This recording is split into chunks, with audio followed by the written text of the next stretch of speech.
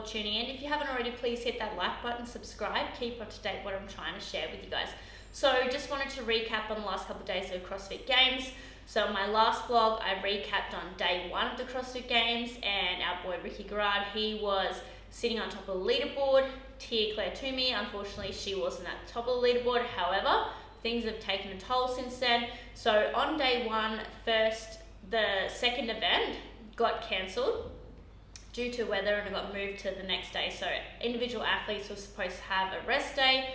That event got moved to the next day, and they performed that. In that event, this is where Tia Claire Toomey started to make her lead. So in the run portion of that, she actually came second, and in the shoulder to overhead portion of that workout, she actually came first. So this then popped her up a lot higher, and then from there, she went into the next day sitting on top of the leaderboard.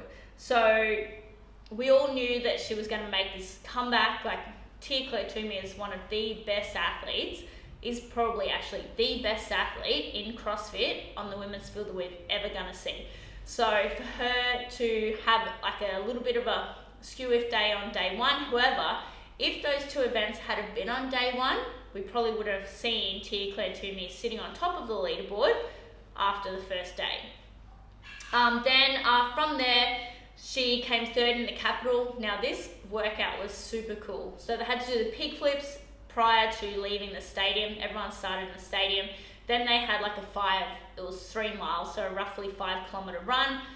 First one loop was around the caravan park area where they did the bike ride. Then they went and ran all the way into town to the center of Madison. And from there, they picked up some sandbags. They carried them, I think it was 200 meters. Then they swapped out their sandbag carry for a Husafell stone, or like a Husafell bag. Then they got to carry it any way they liked for about 50 or so meters. Then once they hit the stairs, they had to bear hug that Husafell bag and carry it up the different flights of stairs. So I think there was 49 stairs in total, up the flights of stairs. Tia Claire Toomey, she came third in that event. And Ricky Garrard, he actually won that event. So he's a very good runner. He had no problems with that part of the workout. And then people were just putting it down heaps on that Husafell stone. So when you carry something on the front especially, it pushes heaps into your like rib cage and your diaphragm, and it really restricts your breathing. And for the girls, a lot of the girls were actually struggling to get their arms around their bag.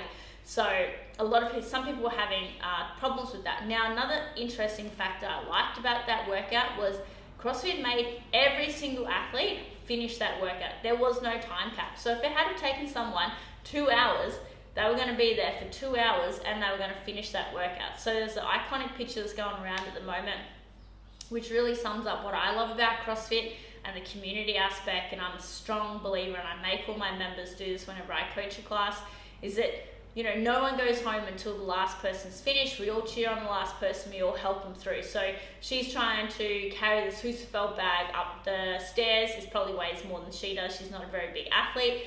And then you just see, as she gets to the final flight of stairs, all of the crowd just comes in and just is surrounding her. And it's probably one of the coolest things I've ever seen. And I personally would have loved to have been there in that moment, because it would have just been just to feel that energy and, push that energy through on to like Rebecca and encourage her to keep going and fight and keep fighting to finish that workout would have just been one of the most incredible moments in CrossFit history. I definitely think that's going to go down as one of the most iconic moments of CrossFit history ever to have ever happened. So that was a really cool workout. Then they had the up and over workouts. This one was with the ring muscle ups. It had up and overs over a log kind of thing. We actually do these in the military a fair bit. They have an over and under kind of obstacle course that they do, and we teach recruits and stuff how to go over these obstacles. Then they had to do GHD sit-ups, and each round the obstacle became different. So the first time it was the overs over it was like a wooden beam. Then on the next round, it was onto a humongous box, like it was very high box jump. And then on the last round, it was over the pig, so the pig that they flipped in the Capital event. So Tia Claire Toomey, she actually came first in this workout, so she's definitely climbing up the leaderboard. Well, she was already in first place, but she's cementing her lead, again, back over the crowd.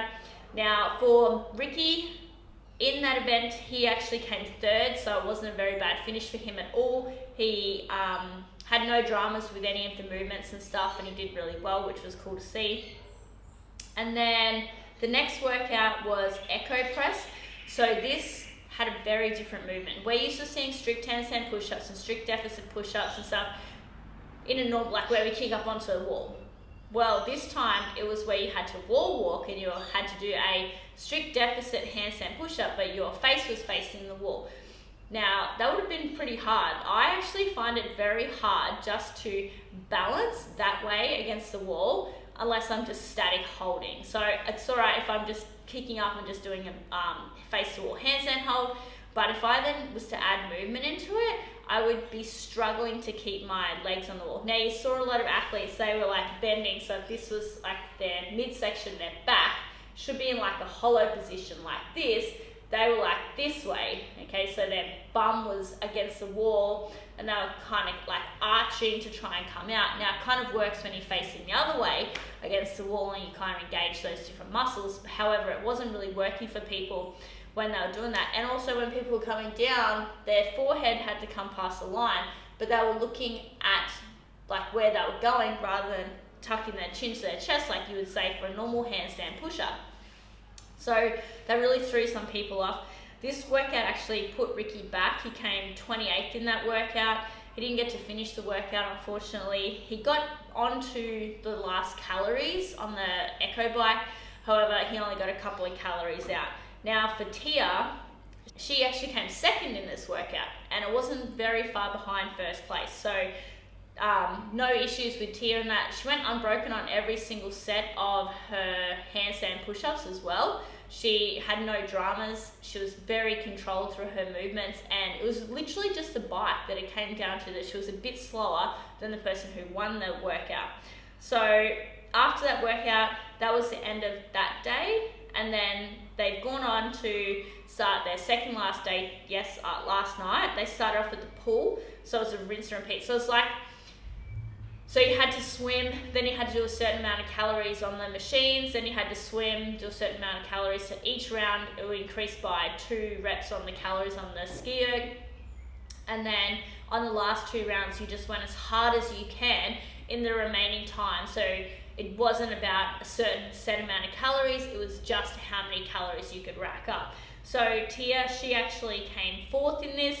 She ended up with 130 calories. She's a pretty good swimmer. But she's not a strong athlete on the machines. Like I said in that Echo Press workout, it came down to the Echo bike with the difference for her, not the handstand push-up movement. Now for Ricky, he's not like an excellent swimmer. He's a good swimmer, but he's not like, top of the leaderboard with the swim. So he was kind of one of the last ones out of the pool on that workout each round. However, he has a really good engine on him. He's pretty good with the movements and stuff. He actually ended up coming 10th on that, and he got 147 calories. So if he had been able to swim just that little bit faster each round, he probably actually would have come, I reckon, top 5 with his ability to really cycle through the ski erg calories on the machines. Now after that, they then had a workout called Hat Trick. So after the Echo Press workout, Ricky was still sitting in first place.